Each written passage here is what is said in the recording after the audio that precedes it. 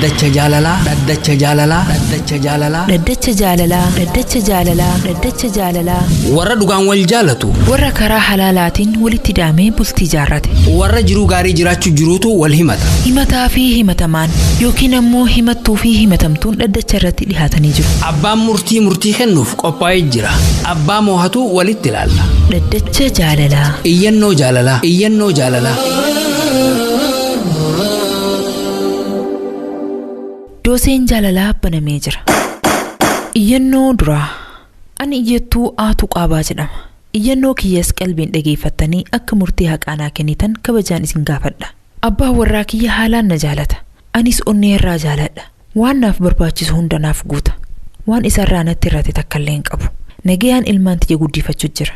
Rabbiin arrii waliin nu haa filachiisu. Rakkinni ani isarraa himachuu gama dhaddacha kanaa na fidde ammoo waanuma laaftuudha. Anjaarsa kiyya haalaan waan hin jaaladhuuf yeroo hundaa akka bareedinatti mul'atu fedha.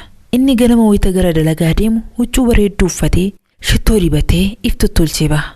Galgala wayita manatti galu ammoo huccuu bareedduu san mulqatee tuuttaa moofaa tokko uffata. Tuuttaan kun yeroo hedduu waan miiccameef hedduu moofee jira. Shuruufkaan isaatis hin tolu. An haala kanaan isa arguun fedhu. Huccuu kana baafadhu jechuun haalaan natti ulfaate. Inni ammoo huccuu kana hedduu jaalata.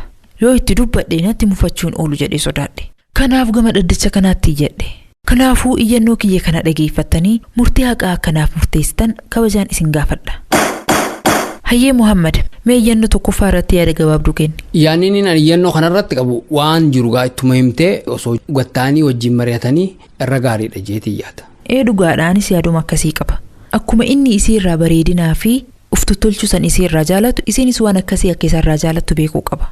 Waan barbaadde bituu fi isa gammachiisuun dalagaa isii ta'uu qaba.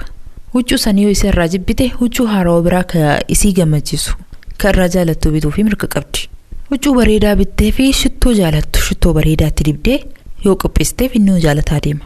Iyyannoo kana osuma dhaabnee gama abbaa murteetti dabarsina. Amma gama iyyannoo itti aanu haa ceenu. Iyyataa lammaffaa. Ani iyyataa Baacaan jaama. Iyyannoon qiyyaas akkasii gadii kana. Jaartiin tiyya bareeda ija kulaati.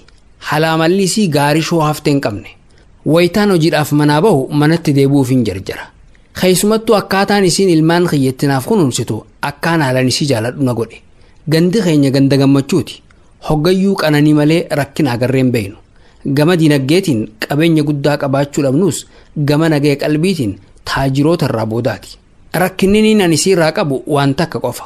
Jaartiin tiyya jaalatamtuun bareedduun gaariin namaatuun maatii kiyyaan jaalattu. Keessumattuu obboleeyyan kiyya harkaa isaaniin feetu. Wayita isaan na ziyaaruuf na dhufan fuula gammachuutiin hin simattu. Wantiniin ani isiirraa jibbu tana qofa. Waan kana dhiisii yoon jeen natti mufattee jiruun teenya diigamtii sodaadheetiin iyyannoo dhooysaatiin gama dhaddacha kanaa dhufe. Abbaan murtii dhaddacha kanaatis iyyannoo kiyya dhaddacha cufaatiin laalee murtii haqaa akkanaaf murteessu kabajaaniin gaafadha. Hiya zawjati unwanuha unwani wa habibati bustanuha bustani. Hayaati gama doosee lammaffaa cehimee yaada akkam qabda? Iyyannoo kanarratti yaadni an qabu eega bultii jaaratanii walitti hidhamanii booda jarri maatii tokko ta'anii jiran. Maatiin isaa isiifis maatiidha. Maatiin isiitis isaaf maatiidha. Akka kiyyatti jaalachuu malee carraa biraa waan qabduun se'u. Anammoo yaada kee kanan fudhu. Akkas ta'uu qabu. Isaan lamaan jidduu mariin jiraachuu qabaa jeetii yaada.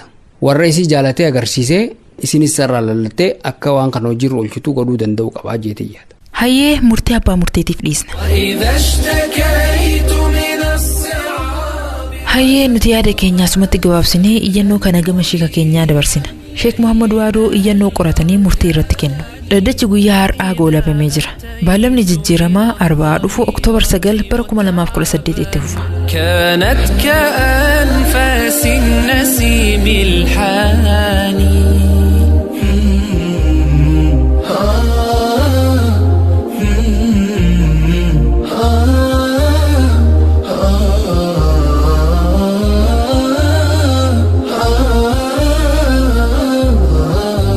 في وجهها أمل وملء عيونها هي نعمة الرحمن يا إخواني نمشي على درب السلام وفي يدي يدها فتشعرني